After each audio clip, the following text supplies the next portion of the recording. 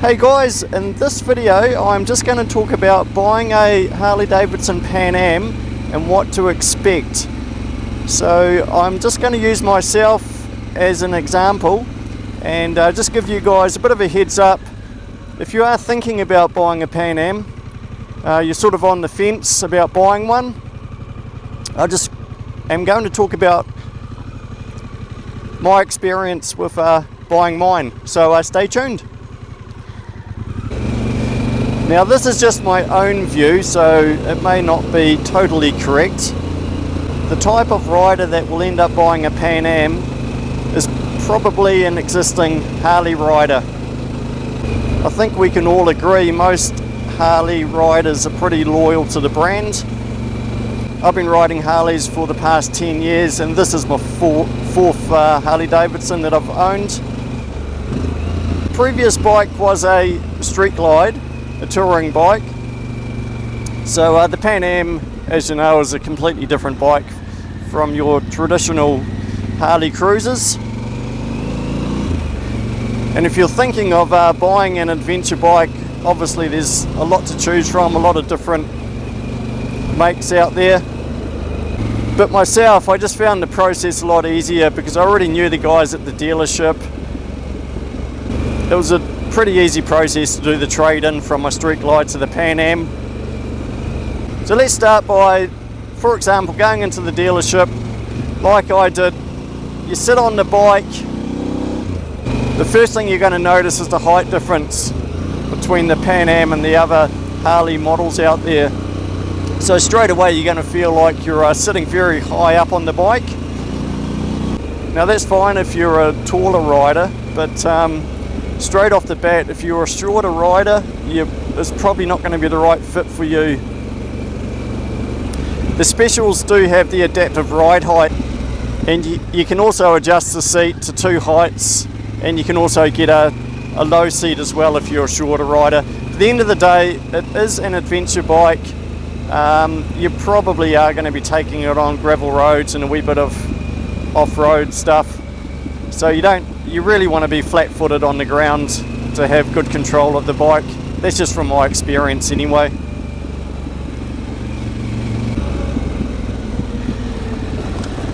And the next main noticeable difference between the Pan Am and the other Harley models is the sound. As soon as you turn the bike on, it's just not going to sound like a Harley, especially if it's got the stock muffler on it.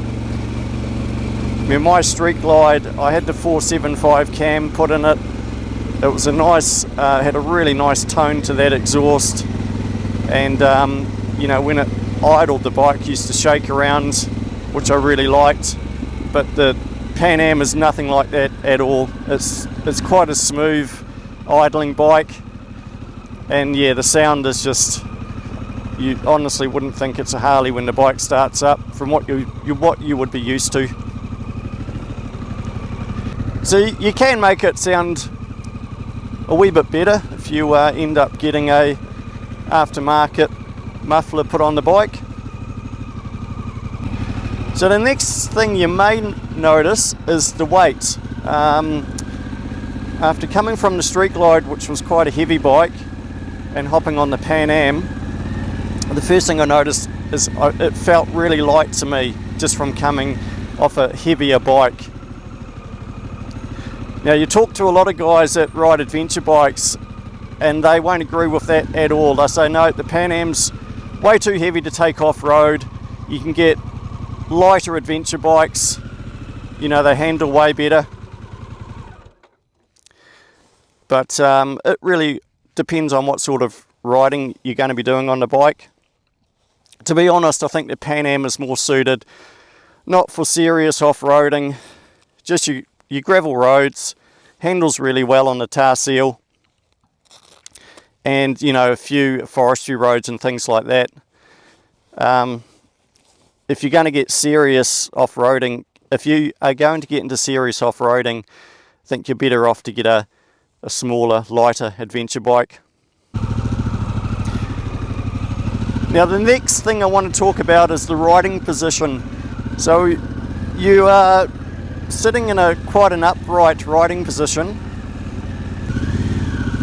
and your foot pegs are more of the middle of the bike. So the wide glide I owned at one stage had forward controls. My street glide had floorboards. So it did take me a little while to get used to the position of my feet, angled more back and not straight down.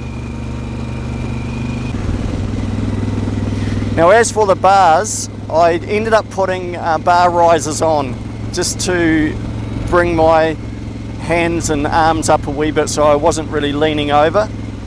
So that really depends on the height of the rider riding the bike, if you want to go down that road. The ones I got, what are they? They brought the handlebars up 2 inches and 1 inch back, which I feel really comfortable on the bike now. But that's like any Harley, there's so many accessories and adjustments you can do to suit your riding position.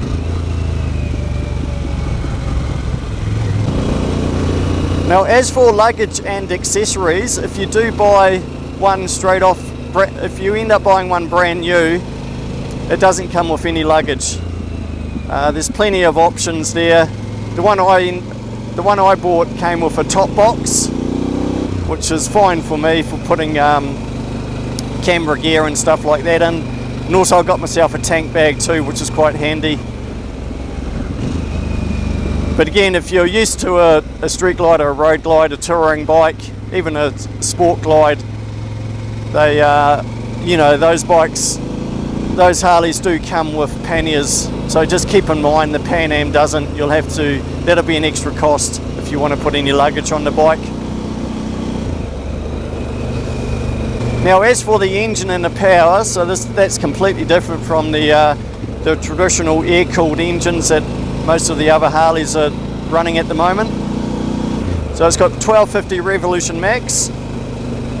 Now my street glide had the 114, so it had 1868cc. This is only 1250. But this bike's got 150 horsepower.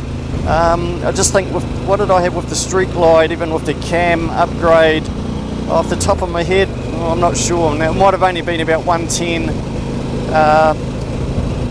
but that had a lot more low down torque, the 114.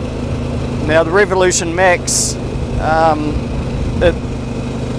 think it reaches at 150 horsepower around about the 7,500 RPM, and it redlines at 8.5. So it's quite a high revving engine. So you don't really feel all that power start to kick in until probably over 4,000 RPM. So it has got plenty of power. Just got to watch your speed on them, that's for sure. Before you know it, you'll be going over your speed limit. Handling wise, it's higher up off the ground, like I said earlier, so the lean angle's a lot better than say the Heritage and bikes like that where you tend to scrape the floorboards. You won't have any issues at all cornering this bike. You won't be scraping anything unless you come off it and you're sliding down the road. So really I would say it's a sports bike crossed with an off-road bike. Handles actually really well on the tar seal. Now as for the display, the infotainment system it's got on the bike, it's got lots of bells and whistles, buttons everywhere all over the handlebars. A lot of them, to be honest, you won't even use. It's got volume controls. In fact, a lot of the new touring bikes have all of that anyway. I think the new Sportster has a similar setup, it just has a different speedo on it.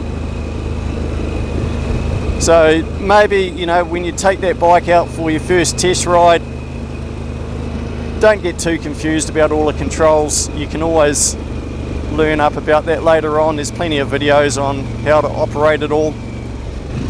I think if you do end up taking one for your first ride, yeah, just focus on the riding position, the handling, and getting used to the bike.